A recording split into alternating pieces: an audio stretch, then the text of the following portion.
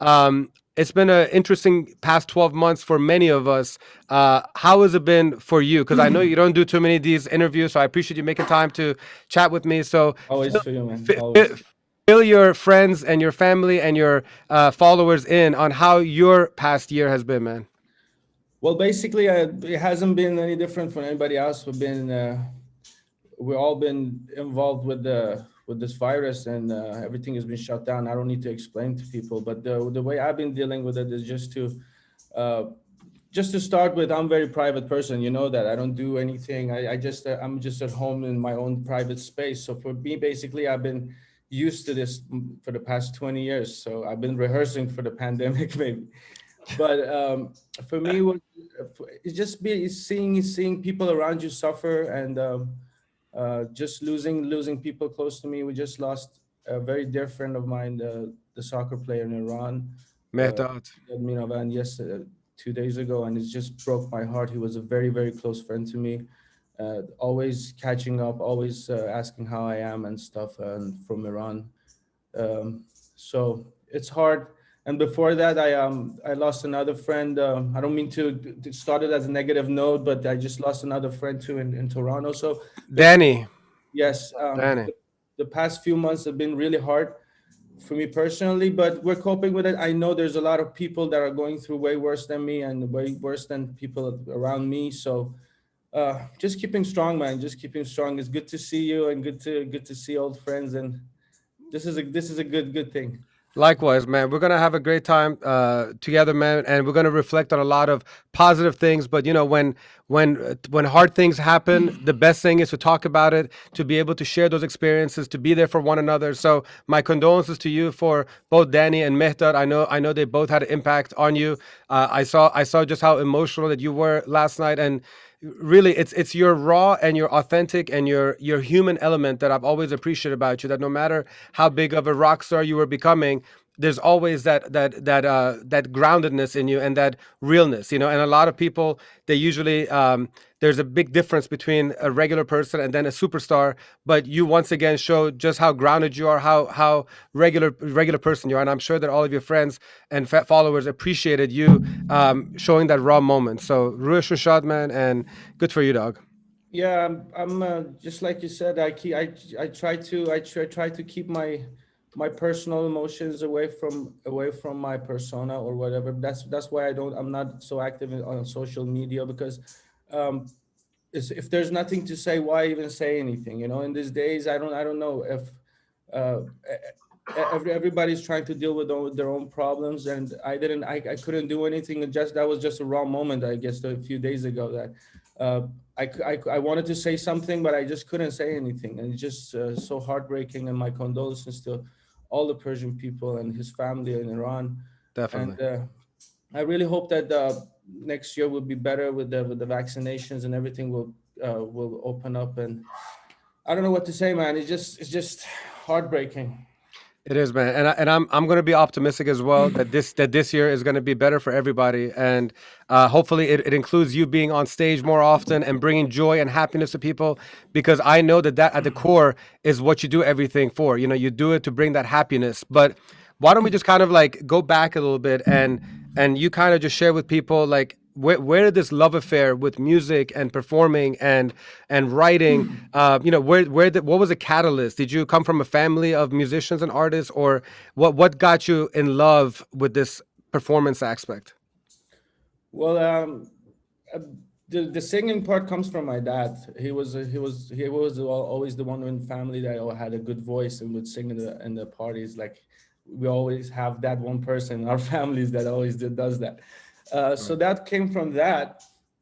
And basically, in my teenage years, uh, when I grew up in Sweden, as the people know, it was a little bit of conflict between my identities, to go to the more to have the Swedish identity and to have the Persian identity. And right in that moment, I think something happened. I got involved with a few Persian musicians in Stockholm, and that changed my. I was into music, but I was easily going to go to the other way and start rapping and maybe producing more, because I Right. was always into instruments. But getting to know these Persian musicians is just woke up something in me that, like, I got flashbacks from my dad singing Persians and all these traditional songs and stuff. So it just sparked something in me, that the passion came through my interest in music. So that added to it. So I got passionate about it. Before it was interest, but when I started doing Farsi and started doing Persian music, I got more passionate, because then thought that there were some new elements that I could add up to it. So basically from there, uh, I couldn't do anything else. I couldn't focus on anything else. Like every career, everything I would pursue would end up in me singing again. And as you know, before me even going singing, like wanted to sing, you remember, we were always sit down and hang out every night, and always had to have the guitar and play. So that was the thing. That was my go-to. That was the thing people knew me for. Sammy, the one that has a guitar and sings. Yeah.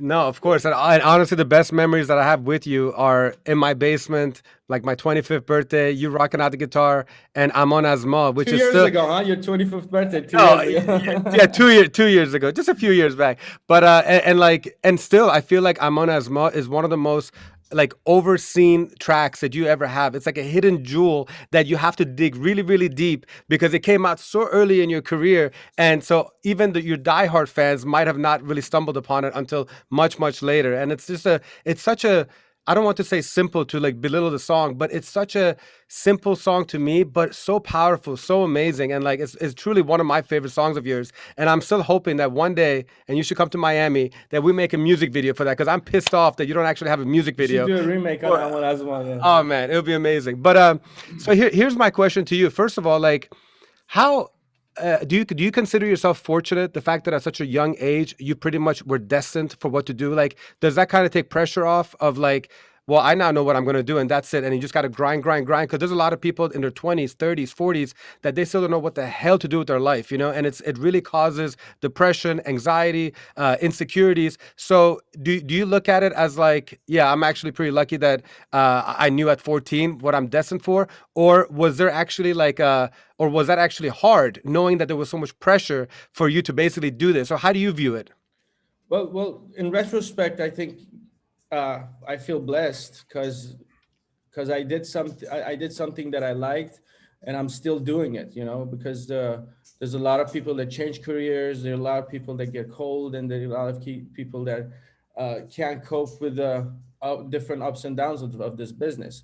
So Right. in retrospect, yeah, I feel fortunate that it happened to me very early, but it has had its ups and downs and hard moments too. So I wish that sometimes this is the point. We came this path, but it could have been easier, and it could have been more smooth, and it could have been more professional if we only had been in our own country, because Right. we're in exile right now. So everything is so much harder, and people don't understand that it's so much harder to do stuff in exile. It's psychologically, you don't have the support, you don't have the people, and it's just hard to just come into a new society and just living and surviving in a new society.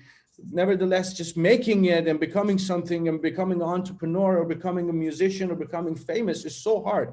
Yeah. And these are the pressures that people don't see, and are the pressures. And I've seen a lot of artists that come out of Iran and they go back, or they can't make it here. It's because of they can't feel it. It's just a struggle just to make it and just to survive and just to be mentally healthy when you're in exile, when you're out of your own country and out of your environment. So we're just swimming against the stream all the time. And just for me, I feel fortunate that I've done it and I know how it is, and I didn't give up. That's the only thing. No, for sure. And like, for you to say it at your level, like you've already made it, like it just goes to show just how difficult it is for any artist, No, it's especially still in, a struggle. It's still yeah, a it's still a struggle. struggle. There's never you made it. I don't feel like I've made it, or I Yeah. don't feel like anybody has made it. Yeah. Even because you can't make it. You can't, but it's so much harder. Like you're comparing 80 million people to just maybe 2 or 3 million that are outside the country. And Yeah. you don't know how to market yourself. You don't know how to market yourself over there or market yourself here. And I've been a performer since day one, you know that. So Yeah. for me, it's the performance that matters. For me, I write music to be able to perform it on stage. Right. And what's my audience? 2,000 people that are also in exile outside of Iraq. Awesome, people. I appreciate you watching this segment. To watch the full video, which you should, please click up here. And then if you want to join our text community, the number is right about here. And even though you don't need no reminders and you've heard it a billion times, if you like the video, subscribe, hit the little ring of ding-a-ding-ding bell so you can be notified for our next video. Thank you so much and appreciate you watching. Awesome, people.